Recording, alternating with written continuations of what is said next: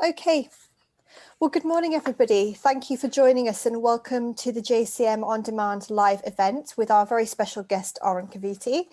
Thank you so much for joining us. We are very excited for this highly anticipated follow-up event. We've had lots and lots of sign-ups, which has been absolutely brilliant. So I'd like to hand over and introduce you all to our guest speaker, British acupuncturist Oran Kivity, trained in Europe, China, and Japan. He's been in continuous practice since 1987, specializing in Japanese acupuncture and moxibustion methods and teaching internationally. He's written 2 books about the Ontaki warm bamboo method, a new moxibustion tool from Japan, and Oran is joining us today from Taiwan. So Oran, I would love to pass over to you. Thank you for being here with us today. So thank you very much, Charlene, and welcome everybody. I'm not sure, it seems like a pretty international group. I know there's someone in India, someone in Indonesia, someone in Germany, someone in UK, and I'm of course in Taiwan. So it's nice to see everyone connecting through this new 2020 legacy, this miracle of Zoom. What we're going to do, I think I'm going to go straight to a PowerPoint because that kind of shows what we're going to do more. And I'm going to talk through the PowerPoint for a while, though you'll still see my face chattering away in the corner somewhere.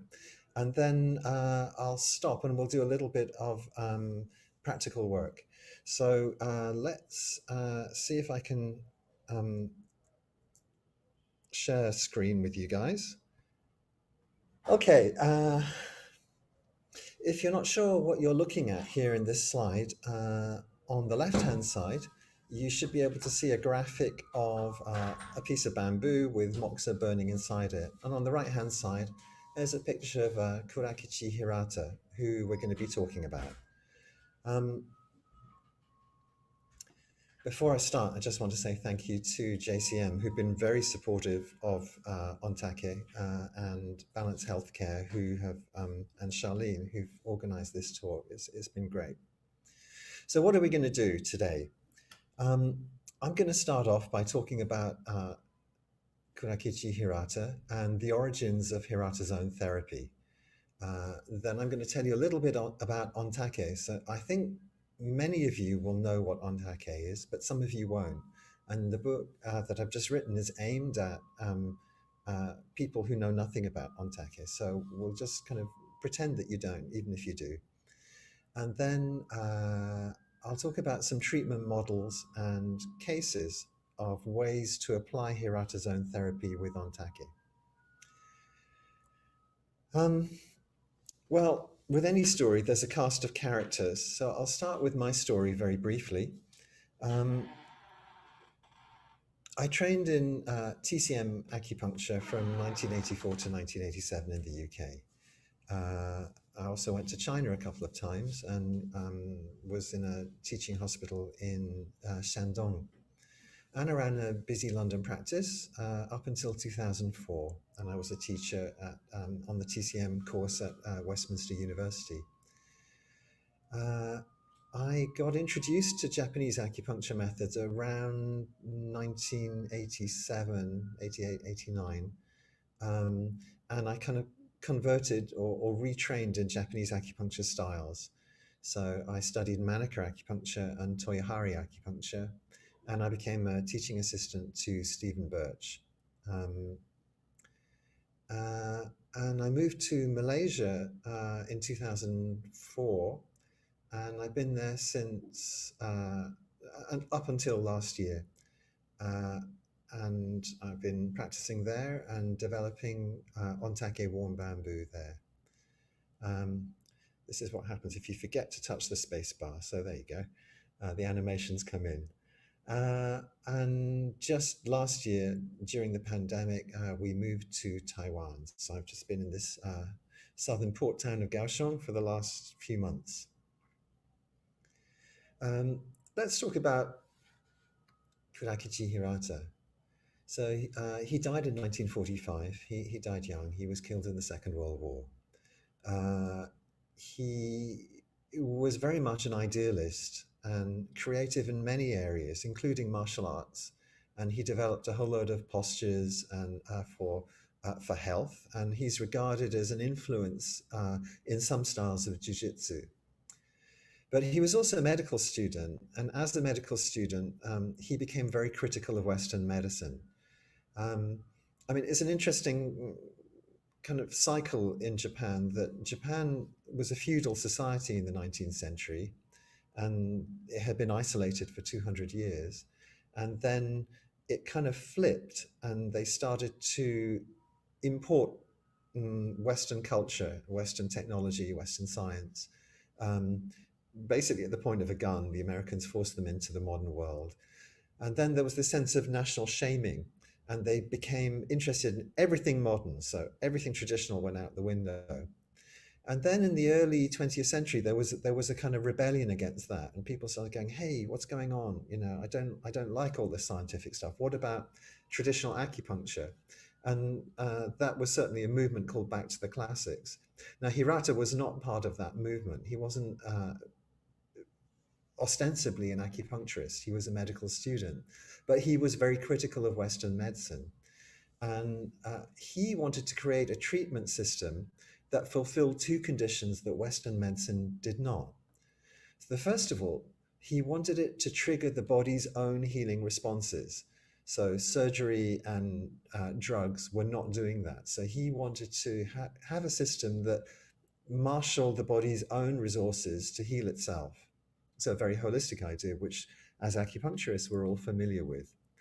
And he also wanted it to empower the public to treat themselves at home. So his system had to fulfill these two criteria. Now, his model of disease was strongly influenced by traditional East Asian medicine, the team idea of heaven, humanity, and earth, Tianrenji. And he thought that basically we exist, just like in the model in acupuncture, between heaven and earth. So yang influences play on us and yin influences play on us. And the interface of these different forces on us is the skin. So he thought that, yeah, the skin is the interface between human beings and the natural world. And because that's where disease enters, then that's where reactions take place. And so his whole treatment model was designed to stimulate the skin. And his treatment modality was stimulating the skin with heat. So originally his therapy was called hot needle therapy. And he developed something called the Shinryoki, which translates as mind therapy device. Shin is mind, or Shen. The Shinryoki. So it's basically a conical device filled with alcohol, burning alcohol, which you tapped on the skin. And so it created a very focused kind of heat. There's a classical picture of it from an early book. So it was asbestos lined, and you filled it up with alcohol, set fire to the alcohol, and then you tapped on it. So obviously that wouldn't be considered very safe. And Junji Mitsutani from the North American Journal wrote, I think just 2 or 3 years ago, about trying it out on himself. I actually tried this device out on myself. I didn't reference Hirata zones, but instead just treated tight areas with the mind therapy device. The feeling of the treatment was brief, stinging, sharp sensations. The next day, there were many small burns, about 2 millimeters across. So you can see this was quite a strong kind of heat treatment, and we wouldn't want to use something filled with burning alcohol lined with asbestos that leaves blisters on our patients. That might not go down too well. Now, as I mentioned, Hirata died in 1945. But there was another character in the story who took up his work, which was the hugely influential acupuncturist Yoshio Manaka.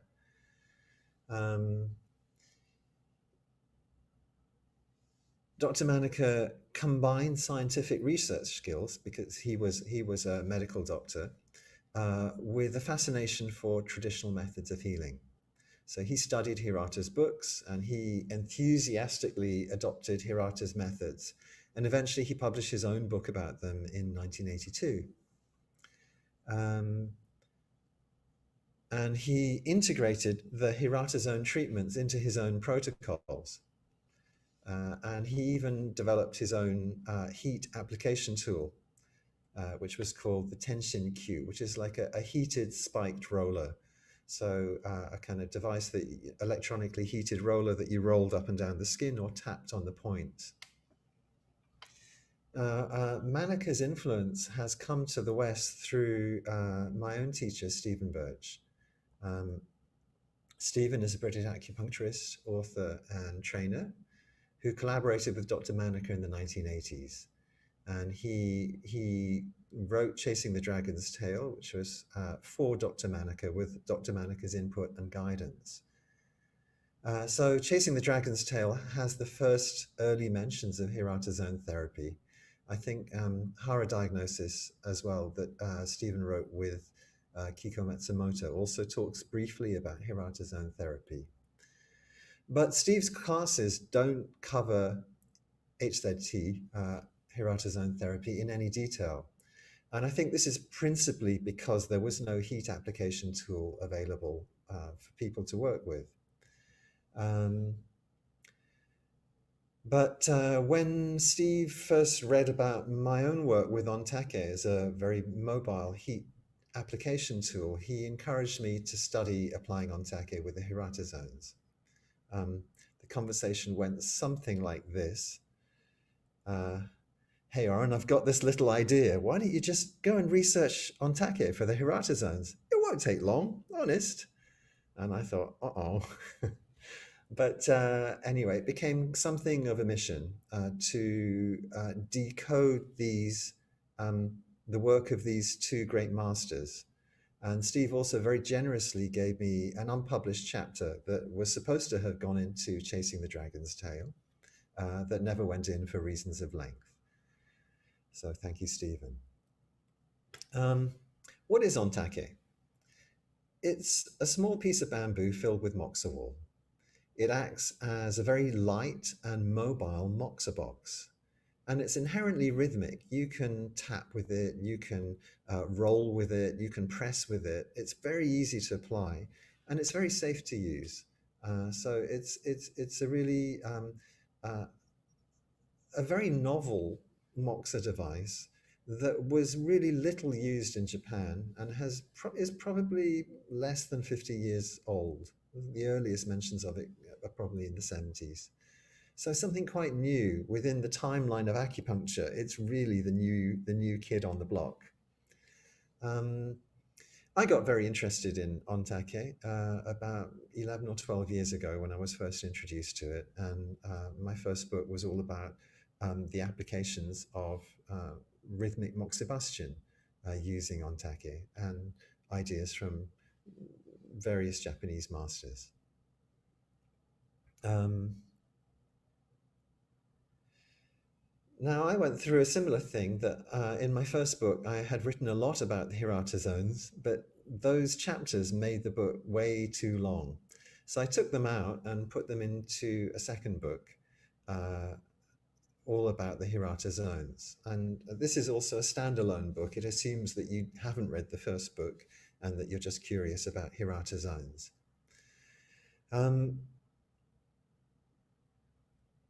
So what are the zones? Basically, Hirata came up with a holographic system, and he came up with a mapping on the body of this system. So I'd like to try and define what a holographic system is to those of you who think they're not familiar with it. But actually, I think all of you are familiar with holographic systems because probably 99% of you will have had a foot massage before. So a holographic model it's a three-dimensional image of a given object which contains the information of the object in itself and in every part of itself. So each part of the body is a microcosm of the whole. So the most famous holographic model in the West is reflexology. So this idea that the big toe is level or corresponds with the level of the head, and the two medial surfaces of the feet correspond to the spine, and kind of a little bit down at the ball of the foot corresponds to the shoulders. So this idea that the foot reflects the whole body and all the information of the body is encoded just in the foot. Another very famous holographic model is ear acupuncture, developed in the 1960s by Nogier. So the idea is that the lobe of the ear reflects the whole ear shape is like an upside down fetus in the womb. So the lobe of the ear reflects the head, and the outside helix reflects the spine, and the internal organs are inside, just like a baby hunched up in a fetal position and upside down. But in actual fact, the back shoe points in acupuncture are a holographic mapping. And they're a holographic mapping from the classical texts. So you know that bladder 13, bladder 14, bladder 15 reflect those organs in the upper jiao, the lungs, the pericardium, the heart. And those back shoe points in the middle part of the body reflect the organs in the middle jiao, in the middle part, like the liver and the spleen and the stomach. And those back shoe points in the lower part of the back and around the sacrum reflect the kidney and the bladder. So the back shoe points are a holographic mapping on a one-to-one scale, whereas the ear microcosm or the ear microacupuncture system is not on a one-to-one scale. You have to be very fine with your needle, and so you can find things very easily on the ear, or you can skip around the body very easily. So what's interesting about Hirata's mappings is that they were horizontal. They consist of 12 zones that repeat in 6 different regions. So those regions are the head, the face, the neck, the arm, the torso, and the leg. And those 12 zones will repeat in each of those regions. So I'm going to talk to you now about two of these zones, two of these regions, which is the arm and the leg. So let's try and visualize this. Let's look at your arm, and we can see that there are 12 zones on the arm. It looks like from my slide that I've cut off the lower bits a little bit, so apologies for that. Too late for me to fiddle with that now. So basically, yeah, there are 12 zones, and the first zone, zone 1, is called bronchi, and the next one down, number 2, relates to the lungs, and the next zone relates to the heart, and the next zone relates to the liver, etc. So I'll read them out: gallbladder and the exocrine gland of the pancreas, and zone 6, spleen and the endocrine gland of the pancreas, so insulin production. Zone 7, stomach. Zone 8, kidney. Zone 9, large intestine. Zone 10, small intestine. Zone 11, which you can't quite see, is bladder. And zone 12 relates to the reproductive function, the reproductive organs. So uterus, ovaries, genitals, internal and external genitals. So it seems like this idea of horizontal zones is kind of very new and weird. Well, you know, all the meridians we know are vertical, but these zones are horizontal. But as I kind of got into studying them, I realized that the horizontal zones have been hiding in plain sight, and Hirata was simply the first to identify them. So if we take the inner and outer bladder lines on the back, then you'll see that there are points that have very similar functions at the level of bladder 13, for example. You have do12 on the midline, you have bladder 13, and then you have the outer bladder points. So you have a horizontal chain of acupuncture points that have a very similar function. You could say the same with Mingmen, do4. You could, and then bladder 23 and bladder 52, the will, I can't remember the Chinese name.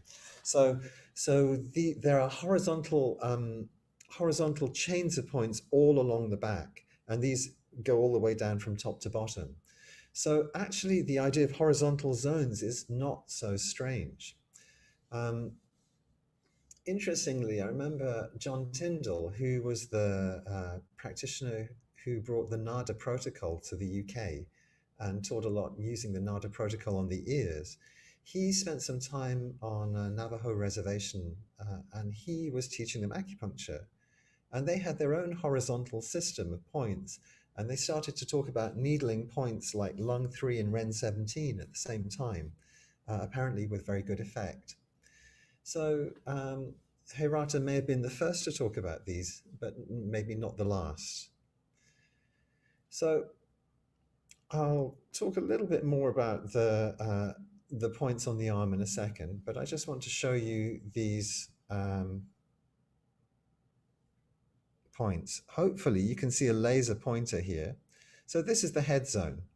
And we have points going 1, 2, 3, 4, 5, 6, 7, 8, 9, 10, 11, 12 along the head. This is the neck zone, which is contiguous with or adjacent to. And here the points come from the bottom. So 1, 2, 3, 4, 5, 6, 7, 8, 9, 10, 11, 12 up to here. And here on the torso, they go from top to bottom. So what we call a normal image going from top to bottom, 1, 2, 3, 4, 5, 6, 7, 8, 9, 10, 11, 12, etc. And on the leg, a reverse image, 1, 2, 3, 4, 5, 6, 7, 8, 9, 10, 11, 12. Now, I don't expect you to learn all of these now. That would be very difficult. But what I would like to do is to talk about the landmarks on the arm. And so let me just talk about the arm now briefly. We can divide the arm up into 3 units. So the upper arm, the forearm, and the hand. And there are 4 zones on each of these units. So let's talk about the upper arm first of all. The same kind of rules that we use when we're finding lung 3 and 4 apply. So basically your first landmark is going to be the axillary crease. And if you draw a line outwards from the axillary crease, that gives you the demarcation point between zone 1 above and zone 2 below. So to find this on yourself, if you just experiment, just hook your finger under your armpit and come out laterally, and then you'll just be able to put your hand on the deltoid, the capsule of your shoulder. That is zone 1. And if you slide your hand down, that is zone 2. The next thing is to take that axillary line and the transverse cubital crease, the crease of your elbow, and divide that area into 3. So the remaining zones on that upper part of the arm, zones 2, 3, and 4, are just there. So you just can find those 3 zones. So 1, 2, 3, 4. Now, to find the points on the forearm, it's very easy. You find the wrist crease and you find the elbow crease, and you divide that area into 4. Yeah.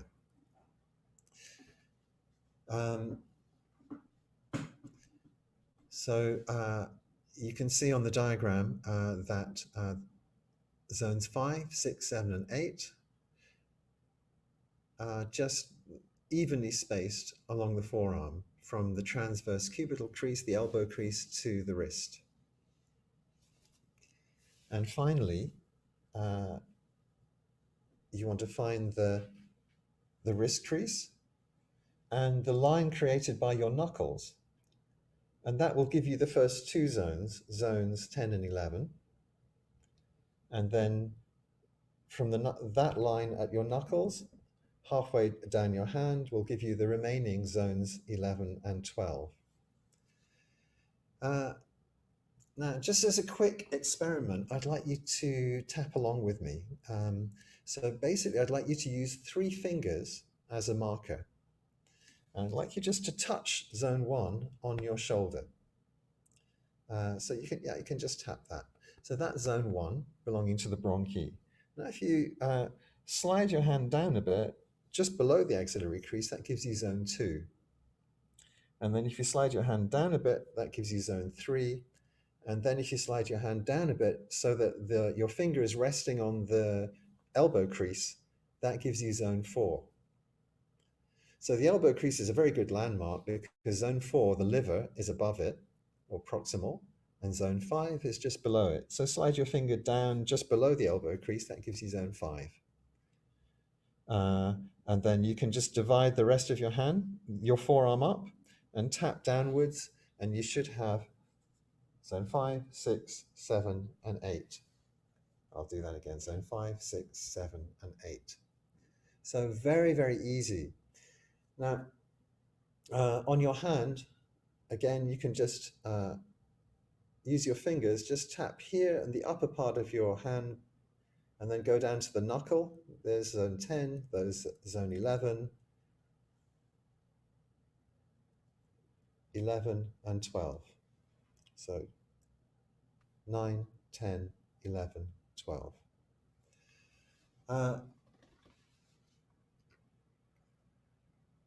Now, as an acupuncturist and as a Westerner, I wanted to have very precise landmarks for these zones. But when I went to Japan and I interviewed contemporary practitioners of Hirata, I got the Asian face that said, "You're asking too many questions."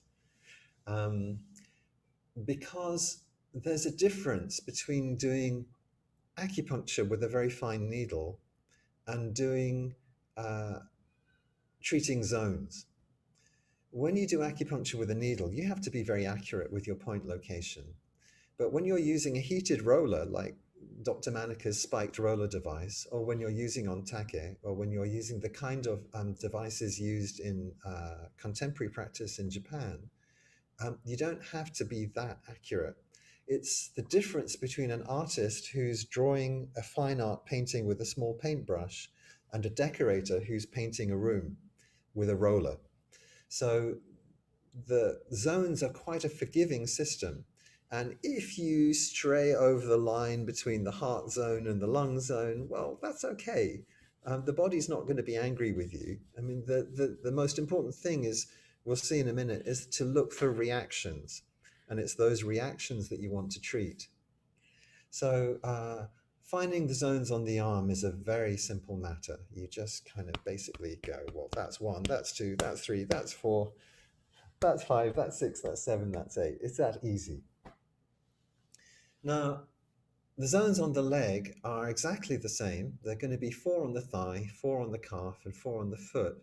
But this time, the order of the zones is reversed. It's what we call a reverse image, or what Dr. Tan, Chinese acupuncturist, calls a reverse image. So normal images go from top to bottom, and reverse images go from bottom to top. So we're going to divide the foot up into segments. So where the ball of your foot is, so spleen 3 and bladder 65 for acupuncturists in the group, that will give you one delineation between zones 1 and zones 2. And if you just kind of imagine a guillotine coming down in front of your ankle, like a sagittal plane, that gives you zone 4. And then zones 2 and 3 are just divided equally between those 2 lines. So your landmarks are the front of the ankle, the anterior part of the ankle, like a sagittal plane, and the line of the ball of the foot. And then just above the ankle, just superior to that, where liver 4 is, the acupuncture point liver 4, that gives you the superior part of zone 4. So always remember, liver 4 is in zone 4, so it's easy for me to remember where it is. And then your remaining landmarks are the knee crease and the inguinal joint and the gluteal fold. So you just create 4 even spaces between those, in those upper part of the leg and the lower part of the leg. So let's do the same tapping thing. What I'm going to do is just stop the screen share for a minute so I can see your faces. And I'd like you to just start tapping on your foot, if you would. if you can bend your foot up and just use 3 fingers to find zone 1. So that'll be somewhere around your big toe and coming up to the ball of your foot. And then 3 fingers to tap on zone 2. That's going to be just posterior to the ball of your foot. And then come a little bit posterior, that's zone 3. That's just coming up towards and approaching your ankle. And then your ankle bone itself is zone 4. Then you can tap above that. So you're tapping kind of around above the medial malleolus. That's zone 5. And just keep going up until you come to 6, 7, and 8. 8 is kind of the stomach 36 spleen 9 area. And then above that is zone 9, 10, 11, and 12 coming up right into your underwear.